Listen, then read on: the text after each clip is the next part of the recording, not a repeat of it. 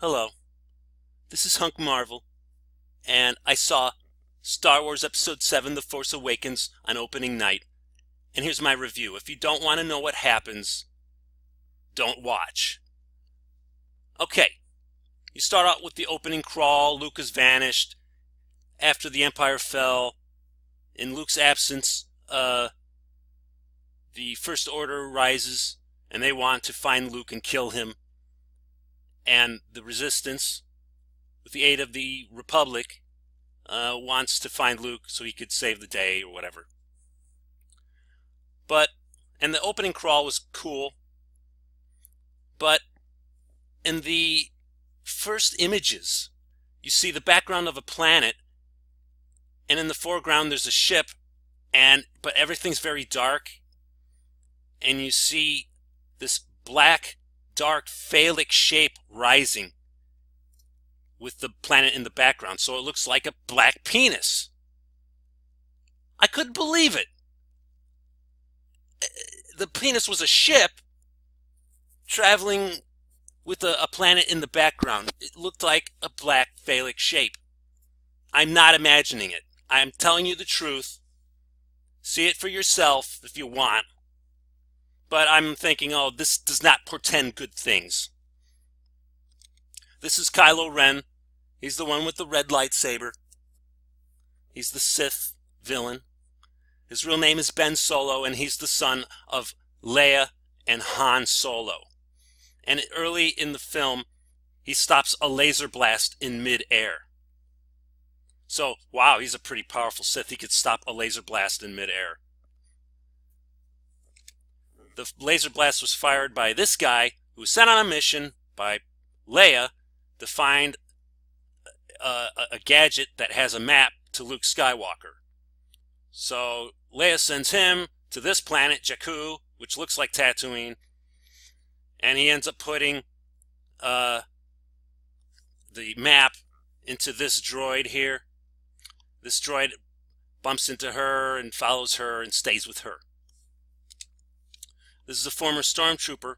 After he gets captured by the First Order, and he's brought on a ship, and he reveals through torture that the droid has the map to Luke Skywalker.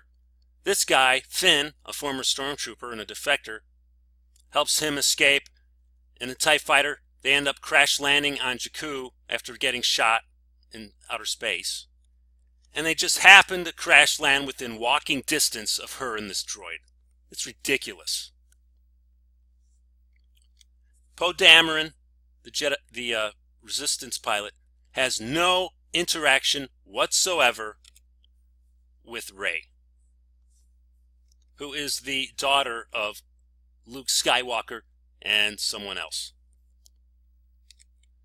But he has no interaction with her whatsoever. It doesn't look like they're going to have any kind of love story. Rey spends most of her time with Finn. And at one point in the movie, he wants to run away with her. But she refuses because she wants to help the Resistance, whatever. But this is John Boyega, who plays Finn. And throughout the film, he got 99% of the jokes. He got 99% of the comedy bits.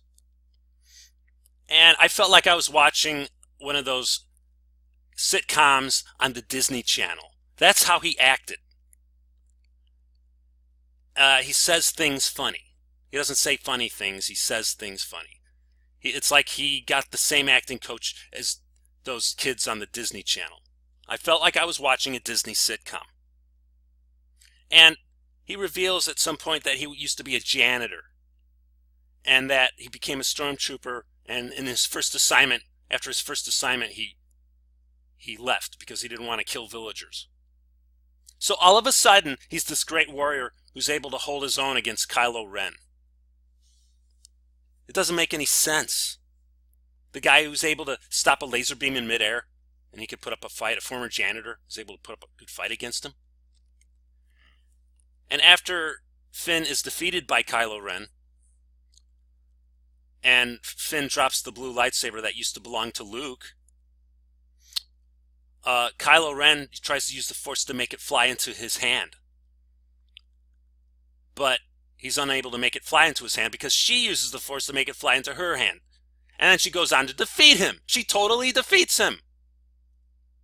All of a sudden, this girl with no Jedi training is able to use the Force better than him and defeat him in battle. What's going on here?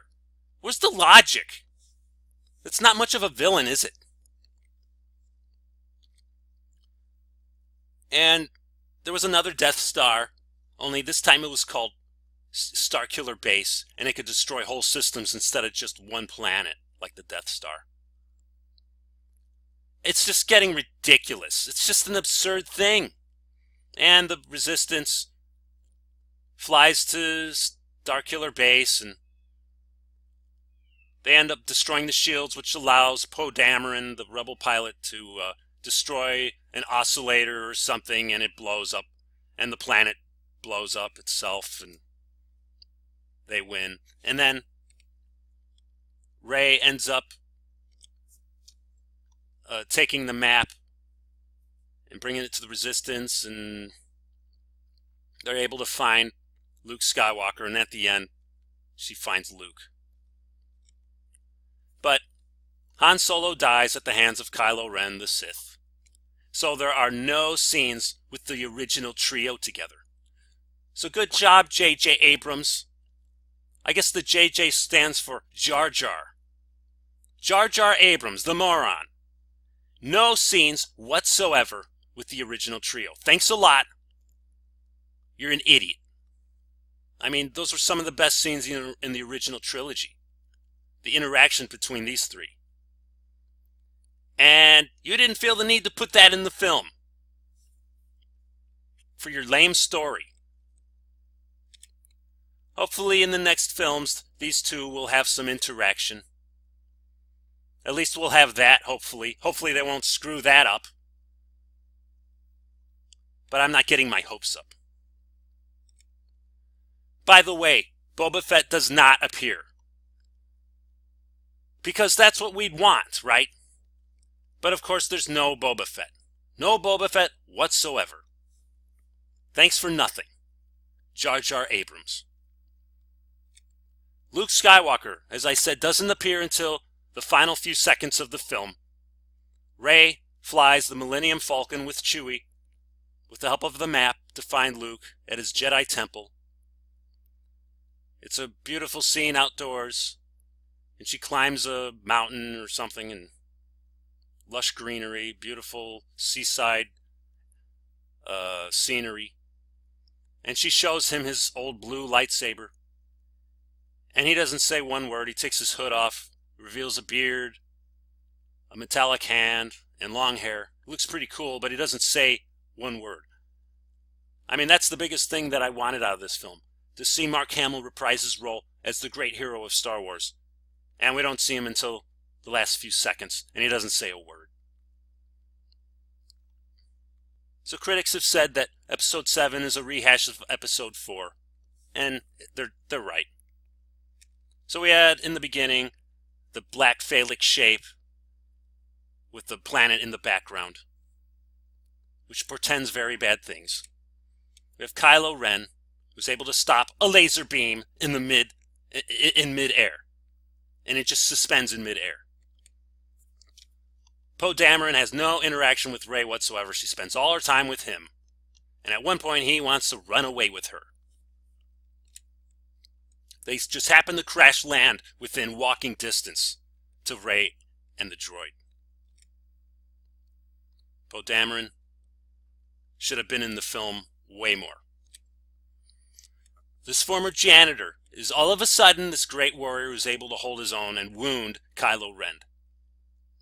And he acts like a Disney sitcom character throughout the film. And she's able to defeat Kylo Ren despite having no Jedi training whatsoever.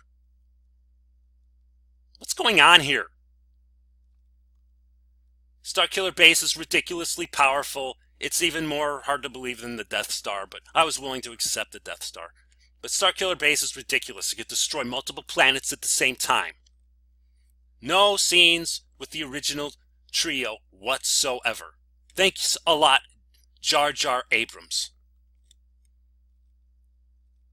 No Boba Fett whatsoever, and no Luke until the very end, and he doesn't say a word. Overall, this movie sucked.